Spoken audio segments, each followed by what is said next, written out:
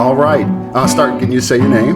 Don Vineyard. All right. Now I'll go. We can't afford not to record, and that's how we usually start. Okay. And so, do an introduction. We're here with Don Vineyard at the Democrat office. Brian Moore's not here. You're stepping into his position. Oh. And we've got a lot to talk about. Shoes are too big. Perfect guy. So even though we're here in the Democratic office, you're not here on behalf of the Franklin County Democrats. You're here on behalf of yourself. And the Democrat office is often open, so I'll just throw in a plug. You have office hours here at the Democratic office. What are the dates on those? Well, we're starting on the 31st to go from 10 a.m. until 2 p.m.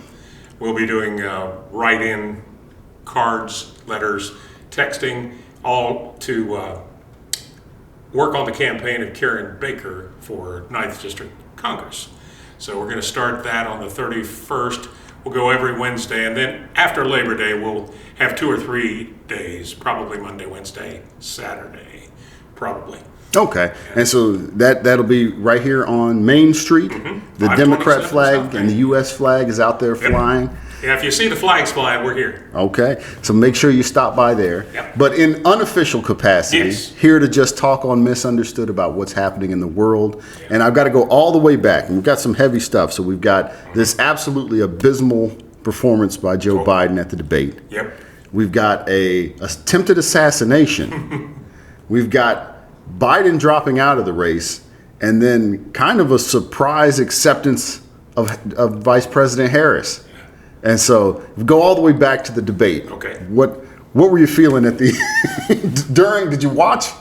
Well, the truth is, I didn't watch because I had an inkling that it might be difficult, and I'm really good about picking up excerpts on YouTube rather than just sitting through the whole thing.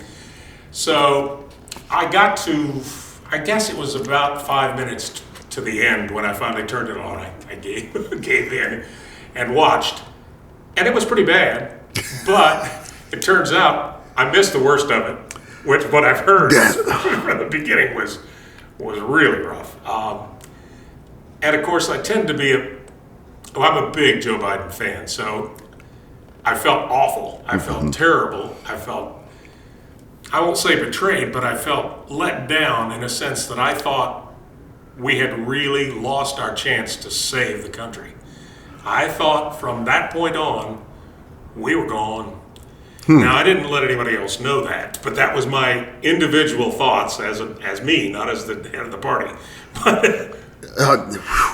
And see, I've heard a lot of people vocal on that, and I pushed back. Like when folks said that, I was, oh no, he's still the best chance we got. Yeah. He's, the end of Biden's term, even if he is in cognitive decline, is better than the end of the last term we've got. If we compare these things head to head, there's no way. So I was in denial. Yeah.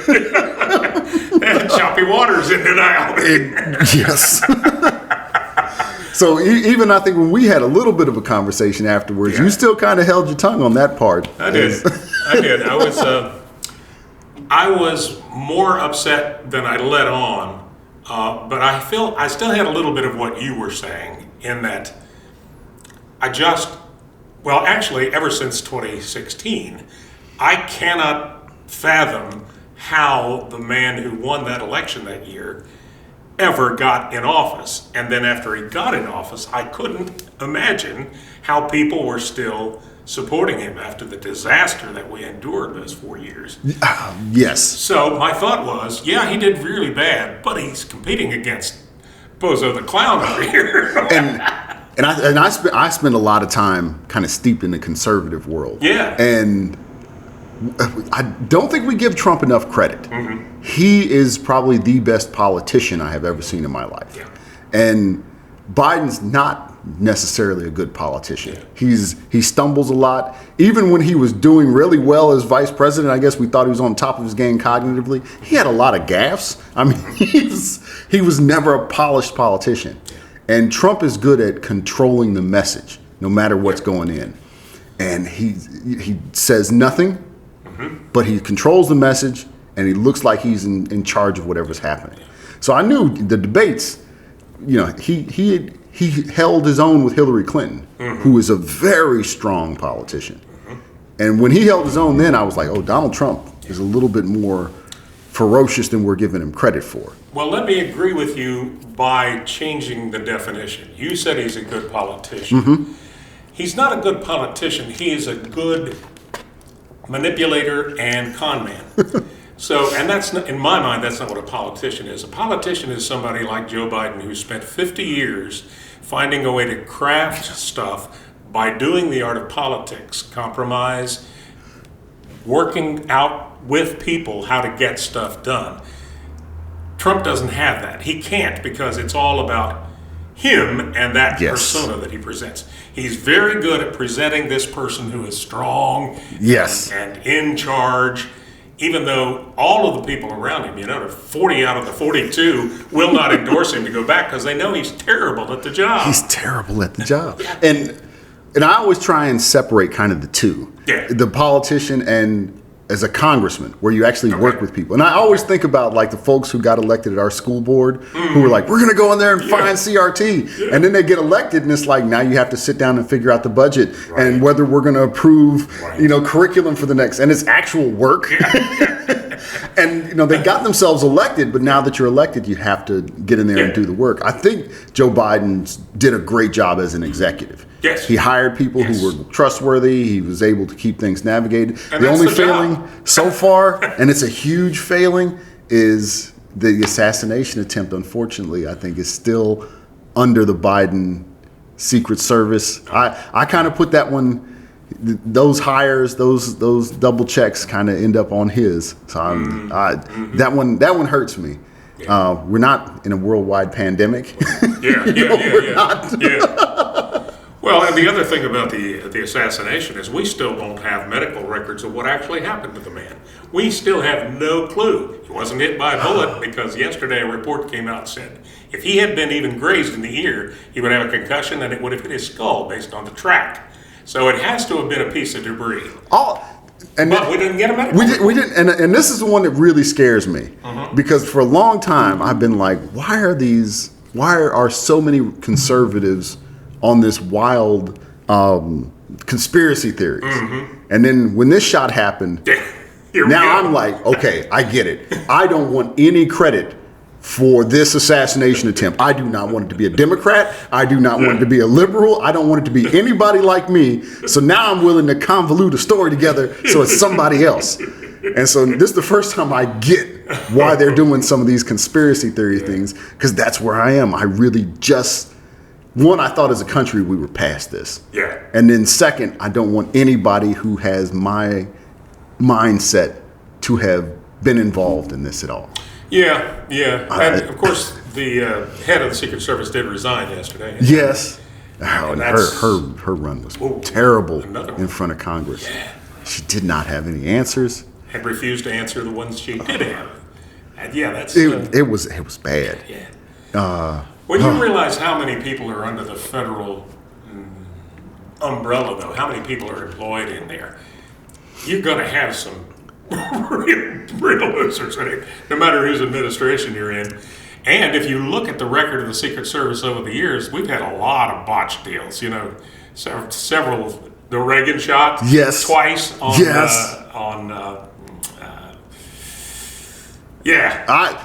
Gerald Ford, twice within a week. I hadn't thought. Reagan was the last one I could remember. Oh yeah. But I will say what I think is going to happen because of this is there are going to be at least 80 years of very safe president and vice president runs. I think. What is the phrase? Your mouth to God's ear? Whatever mistakes were made at that level, and for her to have to go on and, we now have seen her, and when she dies, in the obituary, it's going to be best known for presenting in front of Congress. Whoever takes the job from here on out is going to make sure folks are safe. Yeah. And so I think that's the silver lining out of it. But I think after the debate, him dodging a bullet, and then fight. I was God saved him because he's here for us. Oh, yeah. I was like, this is he does have it. He's in a good space politically, but he's still got to get in there and be an executive. Who's he going to hire? Well, that's I think I told you this not long after we were talking about should he stay in the race, and I said, and I still stand with this. Same with Kamala. I don't vote for the individual. I vote for the people that I believe he's going to bring with him. And if you focus on that, you know the people Trump's going to bring with him. You know who they are because they're coming back, and they are coming back with better ideas about how to corrupt everything. So I was saying at that point, I'm not voting for Biden. I'm voting for his administration. And if we can focus on that and make sure we don't just make it a personality contest. That's one of the problems we have in our race. It's always about the horse race, who's up, who's down, and we don't talk about the policies and what they're going to bring with them. And I think I personally fell into that trap because this really felt like a game of chicken. Especially when we got these two guys like fighting over golf scores at a debate. It was like, well, you pull your guy out first, and then we'll pull our guy out, and we're just I guess we're going to election, and I got invested in that too. I was like, I don't want any of the other Democrats to go up against this juggernaut and get beaten, and then they can never run for office. So I was like, I guess we're going to run this chicken to the end. And as soon as he pulled out, I feel a little silly for having pushed so hard because. I think at the dinner table somebody said, well, I'll vote for the Democrat now. I wasn't going to vote for either of those folks. And I go, oh, man, I've been the cause of him not voting for a Democrat because I've been pushing this one guy. Well, somebody once said way back in the 70s or something that if we paid as much attention to our sports teams as we do to politics, but unfortunately what happened is politics became our new sport. So we have our sports teams, and we root for our sport teams. Yeah, go, go, go. And that's a way to get people engaged. But you get people engaged at a level that they don't really understand what they're rooting for. I mean, your Washington, whatever they're called now, Commanders. It doesn't matter if they win or lose in terms of what happens in the world. These things are way too serious, and we treat them as if they're just a backyard football game, and that's dangerous as a democracy.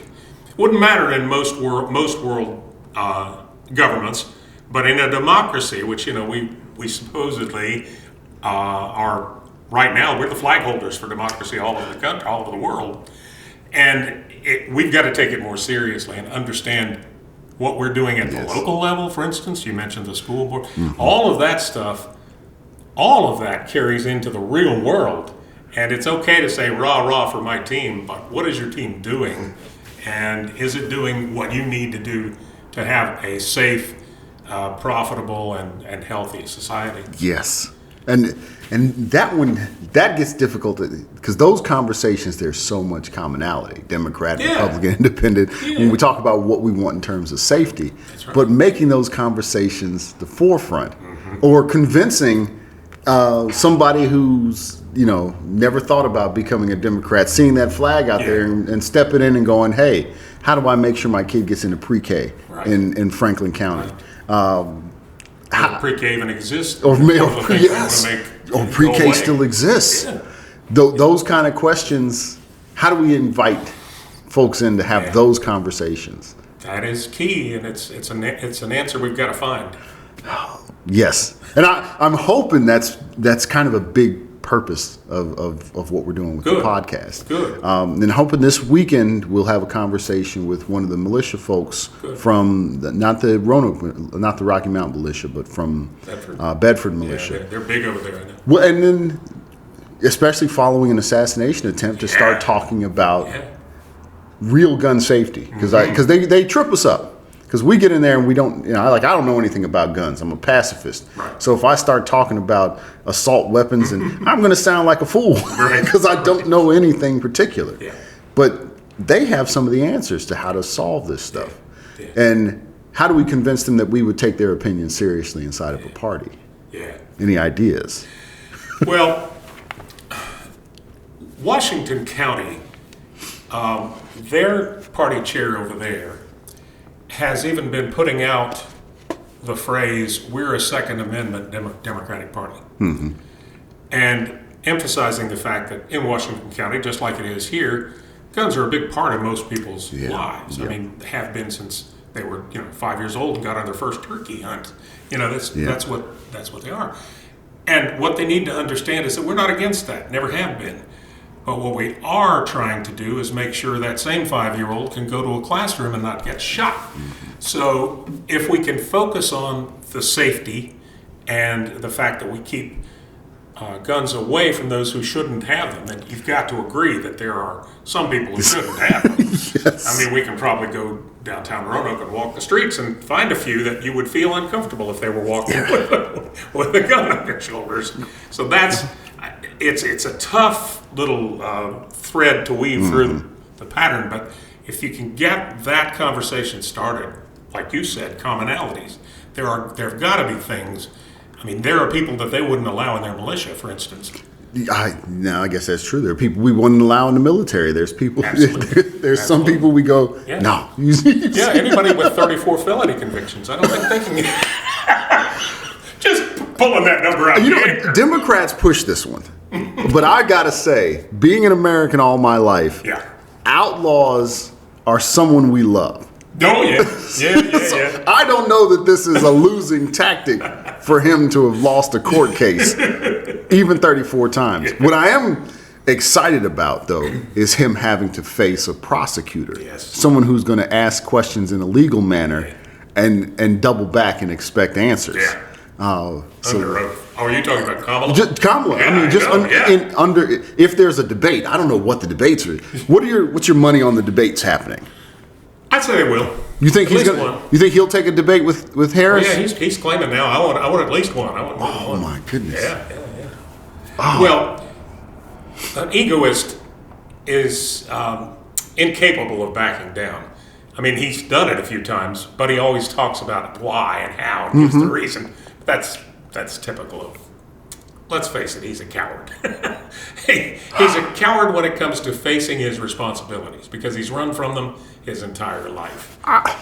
And especially seeing him pop up after that bullet, and I don't know if coward's the right word. Okay. I know he does not take responsibility or ownership. Yes. Just period. Yeah. And for him to have sat next to Dr. Fauci the entire COVID experience, and for now to have a whole party blaming Dr. Fauci as if Donald Trump didn't introduce us to him. The entire AIDS crisis. I don't remember seeing the man anywhere. Yeah. And he was there. He was instrumental in the AIDS crisis, but nobody gave him a platform. Right. He gives him a platform, and everything goes bad. He goes, it was that guy. It was your stage. Well, that's why the 40 out of 42 people won't support him, because he did the same thing to them. Everything that went wrong was the fault of the underling. So. And did you watch the Republican convention? Again, I beg. What is the word? I plead ignorance and apathy. I didn't know and I didn't care. I couldn't do it. Although I did see lots of pictures with people with white bandages on their ear. I didn't notice much of that because a lot of it was trained on the stage, and I watch a lot of mine through NPR. Okay. So like I listened to the presidential debates on NPR. Okay. And then I caught a lot of the Republican convention on NPR online. Okay. So they don't pan to the crowd. It's real. They train on the stage and kind of stay there. That's good. It's very C-Spanish. So what was your point? You were bringing up about the convention. What did I miss? I guess. You missed those folks coming back and towing the line. Oh, okay. The Nikki Haley's coming back. The people who he has dogged a little bit coming back and speaking up. Ben Carson, who's this brilliant surgeon that he puts in charge of HUD, and then never brings out while there's a worldwide pandemic going on. And then to have him come out and shill for you, and it's like, well, I don't know if you know how to use people properly. But they come out and they supported him. So a lot of those same folks came out that first day. The true believers were there on the second day, which were the everything that's wrong in this world, this man can fix. Oh, yeah. So day 2 was kind of scary. Day 1 was part. Day 2 was the televangelist. I haven't made it to day 3, which is when he gave his speech. Long. That's what I've heard. He tried to get his Teddy Roosevelt moment in and extend his time. Another one who was shot at. Yes, and gave his speech with the bullet in him still. So it's not like this is surprising that we have an assassination attempt. It's like it's almost. periodical. It is. It's periodical. It's very American. Yeah. But I thought we were past it. I thought it was a history thing. I didn't think we did that. And this one is so strange. I mean, like you said, having it graze his ear and there's no real repercussions. I've heard now it's been 8 shots that were fired. A 20-year-old. Yeah. I don't remember being at all interested in politics until I was 30. So how a 20-year-old gets so interested or worked up into politics, he makes no sense to me. Yeah. That part, I don't understand the shooter's motivation. Well, every time there's a shooting, one of the first questions my wife asks me is, do they know why yet? Yes. I said, honey, it's American. It's an American tradition. There's no why. You have a gun, you get angry, you shoot somebody. That's the way our country works, unfortunately. But we've always had, I guess, things that we understand. Mm-hmm. So a lot of these folks have been prior military. Yeah. And then we go, well, we spent time investing in them, that violence is the way you solve things. And we train and we train and we train. And then we go, okay, I understand how that could get mixed in. He wasn't prior military. Nope. They didn't even, sounds like he didn't even stay in the ROTC program in high school. The only thing I've heard is that he was bullied relentlessly and was, seen as that kid that nobody wants to be around. But, we've all had those moments, I think. How does it turn us and why? I don't know. I don't know either. And I also don't know how much, I don't know. And I guess inviting that kind of thing. But there are some people who are just socially awkward. You wear a cape to school, you're going to get made fun of. Yeah. Is sometimes because you don't fit in the way things are going, everything feels sharpened. Yeah. Even if they make fun of you here and then they turn around and they don't talk about you ever again. Yeah. You're not as big a deal as we often think. So even relentless bullying, probably the isolation is if you didn't have a group. Yeah. And I don't know how you solve that part in a high school. I don't either. And to be honest with you, I think we're still, and probably will be for a decade or so, still dealing with what happened during COVID and how kids were so isolated and there was at a critical point in their development. Yes. And he falls in that period of time. Yes. So who knows how many more are out there that have that same inclination? We don't know.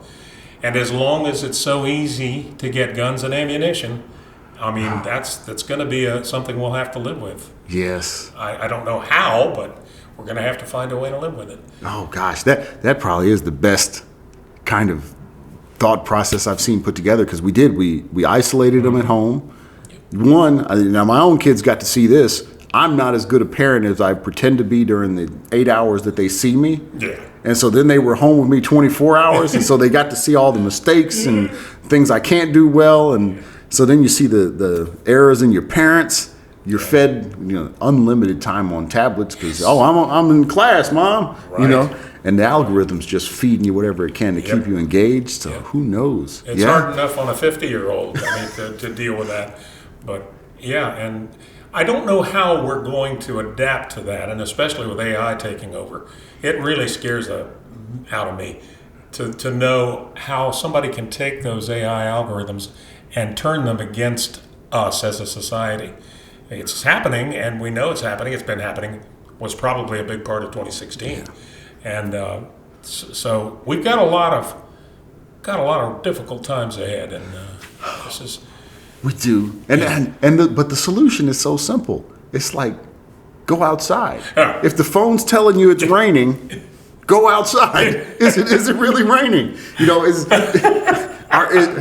there an invasion of immigrants coming in and taking all your jobs? Go outside. Apply for a job. Let's see if you get it. Don't just believe the screens. As easy as that is, it's hard to convince. Yes, it's hard to engage myself. There are people, and most of them we know where they come from, who are trying to convince you that truth is fiction. And as long as you have that motive with a financial and power base behind that. In other words, if we can convince them of this, we'll have power.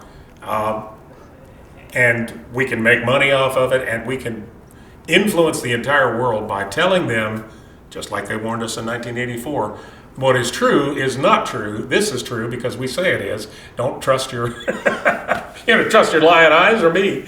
And so some of it is deliberate, and that's the part that scares me the most. But a lot of it is just systemic, based on the system itself and the algorithms that are in there. It's when you get a hostile actor controlling that stuff that we have a real problem. So. And I guess that's the scary part about the AI and the algorithm is we have no idea what kind of actor it is. Yeah. And I never understood when I was reading 1984, in the 80s. Just a good story. Well, it was, but TV wasn't that exciting to me, because I was a kid, so I would watch cartoons and then the news would come on. I didn't want to watch the news, so I left. Yeah. I couldn't imagine something that I would come home and immediately engage in or worry about it knowing that I was engaged in it. Yeah. But to see it now, where my kids will be in a room with a screen, watching the TV, holding the screen in their hands, go to the bathroom, looking at the screen. I go, oh my gosh, we did build 19. How did we do this? They know. The GPS on the phone knows where my kid is better than I do. Yeah. Has Google Maps sent you a map yet? A map? Yeah, I get a map every month. A timeline of where I've been. Yes. It doesn't even bother me anymore. I kind of look forward to it. I do too. I kind of like it. I never guessed I'd be like, hey, big brother, what's the weather outside? Well, and you can't underestimate how important that kind of stuff has been in making our lives as comfortable and as easy as they are. So it's the devil, but we don't know what's coming up above. We know what we've gotten from all of this technology, which is an incredible lifestyle that's hard to imagine. Can you imagine we sitting here, just regular middle-class guys, live a life 80 times better than the princes in the 1900s? Yes. And it's, people, sometimes my wife works at the BRI, and people will come in and say, oh, I'd love to be back in the 1800s. She says, are you crazy? You have to go out and fetch your own water, heat it up in the stove to make it. And oh gosh, So the fact that we have such a wonderful, easy lifestyle is great, but it has some downsides. It can control people in ways you don't want it to, and that's one of the things we're fighting with. This whole information dichotomy between what we know to be true based on facts and what other people believe, and will stick to it no matter what you show them. I mean, Now, I think you've hit on what I fear the conservative, the folks who are following Donald Trump truly fear, is that they've had this wonderful growth in, and at this point, if you're 70, you've, like my father's gone from a house with an outhouse to indoor plumbing. That's not that old. Nope. We have made incredible strides. I think they're afraid of these things being taken from them now that we've gotten to this point. That there's not enough indoor plumbing for everybody. There's not enough food for everybody. There's not enough jobs for everybody. And people are going to go, well, you've had your turn. Get out of the way now. It's time to go back and be poor again. Wow. I think that is the fear of a lot of the MAGA folks. And Donald Trump is going to keep that from happening to them. Now, that's a perspective I had never considered. I don't know how to alleviate their fears. Yeah. Well, especially when it's being pumped into them daily, 24/7. To be afraid. Yes. Yeah, that's... And you described it. We've got an incredible life. Oh, man. In a way, we're spoiled to the point that it's making it hard for people who are working in a community to get something done. There are people in the margins who are having trouble, and there's not enough people to help them, and not enough resources to help them, because we're all living our own little wonderful lives. And we've lost the idea of community in so many ways. Yes. And that's another thing I really think we on the left side need to really build on. We've got to build on that idea of community. And even if it, may be a different kind of community. Maybe you don't have to live within 5 blocks of each other to be family. You can be family online or through the organizations that you join, and they can be just as helpful. And I do happen to know a couple of local organizations that are doing that kind of work and having some great success, and people come out of the woodwork because they love it. Yes, I'm a big fan. Any veterans I know, I push them as much as I can to join the VA, to join not the VA, to join American Legion, right, and to join the VFW, the veterans groups, yeah, to join those veterans groups. I know groups like Fair Forward, right. Folks look happier part of something they're building together. Yep. So yes, I think I don't think I do a great job as a Democrat, but even being able to have other Democrats to how I really thought this, and boy I was wrong, or boy I was right. Yeah. That community aspect is important. I've told you before, that's one of the main reasons we have this building here, and we have these local meetings where people can come in, feel safe, and feel welcomed, and feel like they're a part of a group that has the same kind of ideas, and that's crucial to being a human being. Yes. Yeah. Yes. And I need folks to come in and meet us, because yes, some of the folks they're telling we are on the internet is not, they're not good. And I can't imagine anybody actually being like that evil. And I'm concerned, and I know that you have this same kind of feeling because you've been out there and you got into these groups. I feel bad because my tendency is to think of anyone who could have a Trump sign in his yard as somebody I couldn't have anything to do with, and that's counterproductive to what I want to do in building community. I've got to find a way to reach people who can actually want to support someone that I find so just inherently unacceptable as a human being, and yet become friends and friendly with people who actually feel that he's okay, and not even worship him or whatever they call it. I think I'm getting closer to this. Along with that fear, I think there is this idea that liberals hate conservatives. Yeah. That we want them neutered and transgendered, and we want them aborted, and we want them to have the worst things possible. But we can't get to them yet, so we're going to start by getting Trump. Oh. And so what they think is everything all our hate towards Trump is really how we feel about them. Yeah. And he says they're coming for me because they can't get to you. And that if we can learn to love Trump, like I got a Trump tie. I really like that tie. Do you? I do. I still wear it. Real silk. No, it's not real silk. Made in China. It is made in China. But I've got other ties made in China. Yeah. It's a good tie. It's a good looking tie. All right. He made a good tie. Okay. He was not a good executive. He was not a good president. I will not vote for him. Yeah. But he made a good tie. I enjoyed The Apprentice. Yeah. Oh, did you? Never saw it.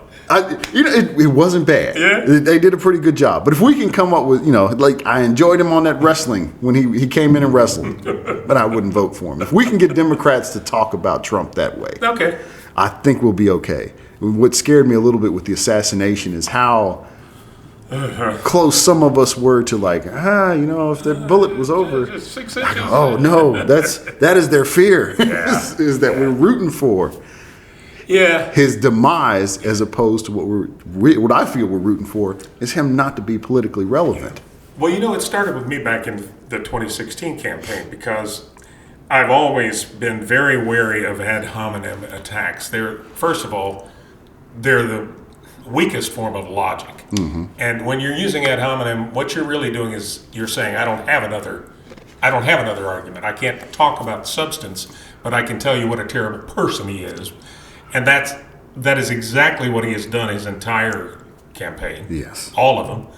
And it's easy to fall into that yourself because you want to hit back and say, well, yeah, but you don't have any hair on your head. Or yes. Or just, and what it does is it brings the level of discourse down to the point where the people who don't have points, don't have actual policies to bring, they are on an even keel with you because you're both down here when we would be much better off if we're talking about, would you like your children to have child care? Or would you like to have everybody have health insurance?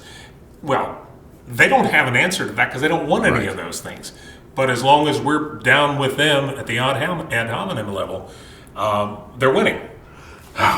Then that, I think, yes, that is where I think we lost in the debate. Mm-hmm. Yep. That is, I think, where we're losing in the conversations with folks. Yeah. Is we jump back down to, oh, well, he's a criminal. Oh, he's a, Yeah. No, I want health care. Yeah. I'd like to have more of my check to spend. So let's pool Americans' money and buy a health care plan that we can navigate. Yeah. Yeah. Yeah. Well, and one of the things I think that's going to help us a lot, maybe even more than having a good candidate, which is, I do think we have a great candidate in Harris. What's going to help us more than that is that 2025 project. And she's, in her first rally, I guess it was yesterday, one of the first things she said was she started reading off her teleprompter. Her first ad lib was, "Can you believe they wrote that stuff down?" I'm thinking, they actually wrote down our talking points for us. They want to do away with this. They want to do away with that. Here's what they're telling us they're going to do if they win. All we have to do is show folks that and make sure they understand that's what they're voting for if they vote for the other side. It's a no-brainer. Yes, but the only thing I worry about is Project 25 CRT. So when they kept telling us, like, oh, you're trying to put CRT in, and they defined it as this awful thing, we go, what? No, we're not. Yeah. And none of us have any of that desire. So I don't know if Project 25 is a winning tactic for Democrats, but independents and Republicans who don't want to vote Trump are going to go, well, we don't. That's not what they wanted anyways. Yeah. They've got bad policies. So I'm still curious. I'd like to get some folks in and talk to them about. So that's the next thing I need to push for, is to find some Project 25. Well, it's 900 pages, and it's all written down, and the 14 people who put it together were members of his cabinet and people that were close to him, and now he's claiming he doesn't know anything about it. So, and knowing the kind of executive he is, part of what worries me is, even if he doesn't know anything about it, and it's the number of pages you say it is, I don't think he does. He's never read it. He would still hire those folks. Oh, yeah. And so if that is something they really want as a plan. Well, one of the major plans is to fire everybody who's a civil servant and bring them in under an oath, a loyalty oath, to only put people in those positions that are loyal to the president. He tried to do it when he was already in office. Yes. And now they're saying, well, this is how you can do it. First of all, you just, as an executive, fire everybody who is a career employee. It's written in the thing that the Heritage Foundation put together. That's what they plan to do. Oh yeah, but I can't imagine anybody is for people who will only work for one administration. Is somebody's value is the fact that they were here last time. Yeah. And maybe even here the time before that. Well, it used to be that way. That's the way it was in the early days.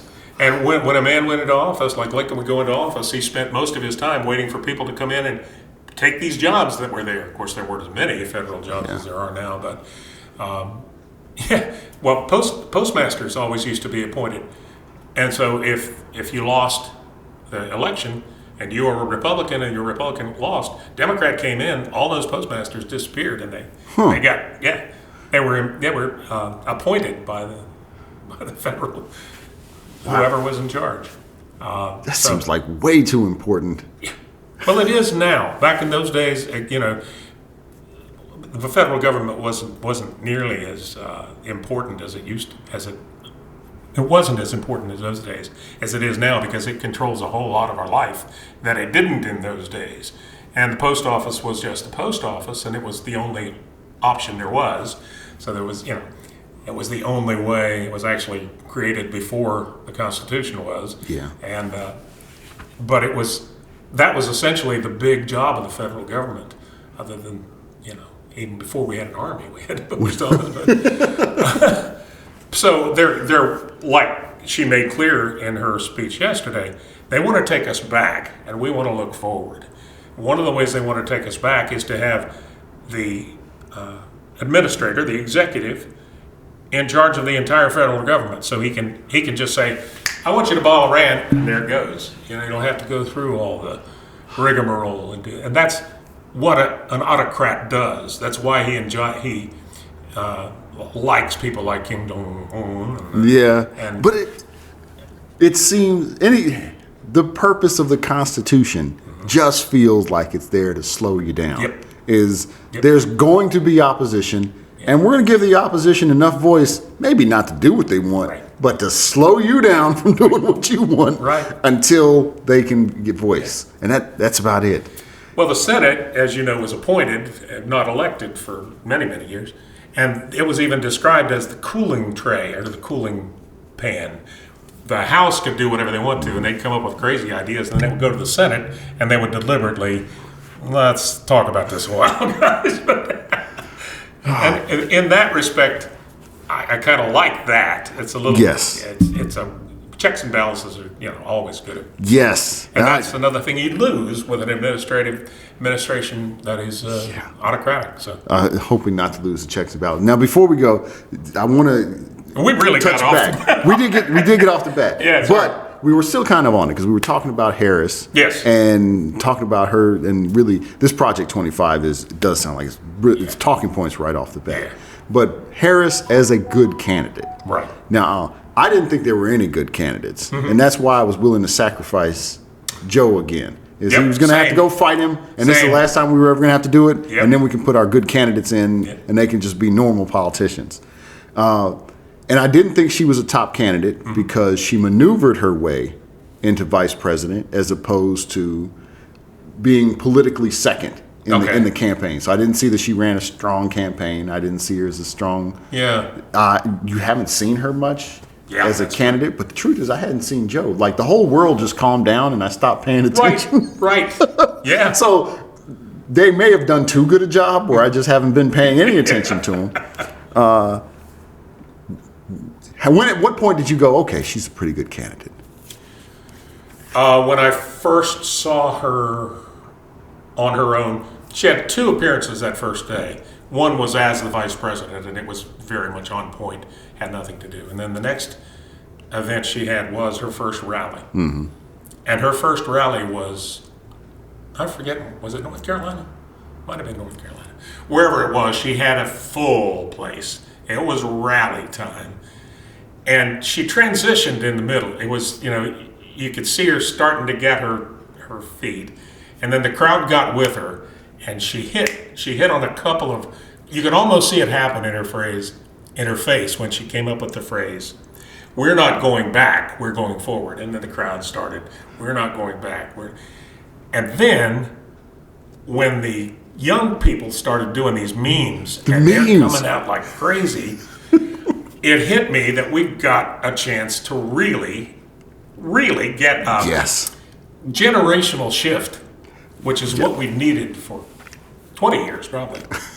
Because I've been at this too long. Now we need somebody to take my place. I keep bugging you to take over. But I messed around and got old too. When I started, I was younger. While I was waiting for you. Yes. No, but I think, obviously, Roe is going to make a huge difference. And she can speak to that like no man can. Yes. She has that prosecutorial background, which is going to be really cool. I'm getting excited about that. And she leaned on that. And she said, I know Donald Trump. I prosecuted people who did this. He did this. I prosecuted people who did this. He did this. And I'm going to hold his feet to the fire. So if he, in fact, debates her, it's going to be... yes. I am. Must watch TV. I think so. All right, now we're coming up on 45 minutes. Okay, I'm sorry I got you off track. This is perfect. We're hitting the end of the time. Okay. Is there anything you want to toss in as we close out? I think people should understand that we are in unique times, but we have been in unique times. I'm 71. I've lived through some pretty unique times, including the Watergate hearing, the Agnew thing, and his outright corruption. We've had, obviously, Nixon, and the Vietnam War, which I kind of equate to what we've got going on in the Middle East now, except our soldiers aren't dying. Yeah. So just take a deep breath, and if you want to work for your candidate, get to work, because there's work to be done. So unique times aren't as unique as we think they are. Yeah. You know how to catch a unique squirrel, don't you? How's that? Unique up on him. All right, and with that, this has been Misunderstood.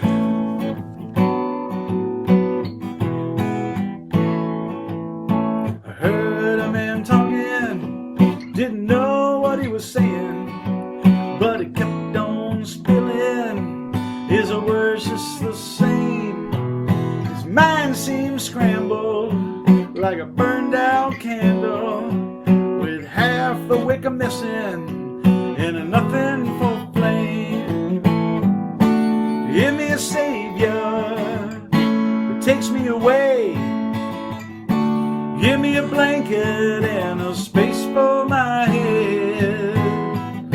When time descends like an old stage curtain on the back of my eyelids, I'll be in a place instead.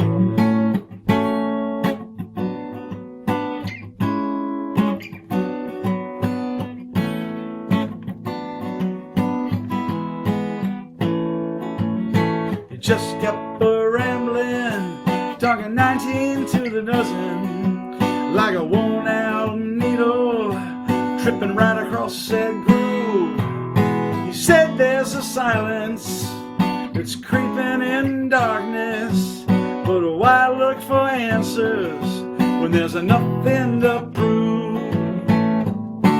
Give me a savior that takes me away. Give me a blanket and a space for my head. When time descends like an old stage curtain on the back of my eyelids, I'll be in a place instead.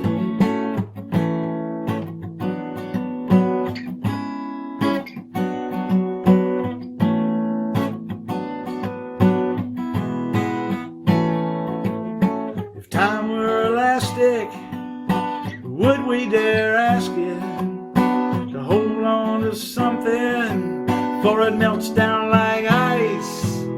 And if we could listen, we'd hear back the laughter, 'cause no one ever wades through the same river twice.